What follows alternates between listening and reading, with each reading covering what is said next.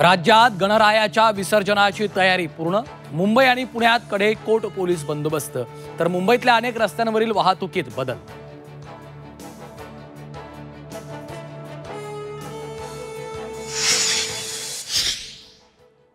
तुम्ही सगळे चोरांचे सरदार आहात।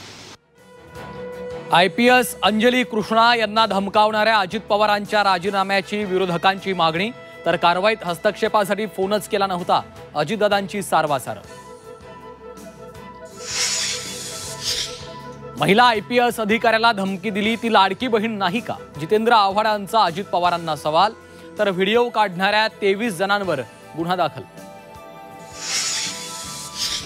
सरकारच्या GR मुळे संपूर्ण मराठा ओबीसीत जाणार, बारामतीतल्या ओबीसी एल्गार सभेतून लक्ष्मण हाकेंचा आरोप, तर कायदेशीर लढाई लढण्याचाही निर्धार।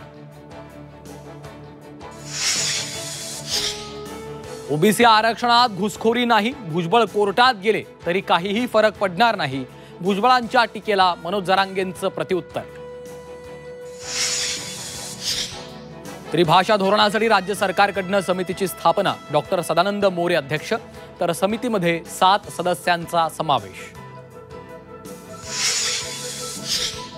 राज ठाकरे एकनाथ शिंदेंच्या मैत्रीत दुरावा, संजय राऊतांचा मोठा दावा, तर राजकारणात कुणी कायमचा मित्र किंवा शत्रू नसतो, मंत्री प्रताप सरनाईकांचं वक्तव्य।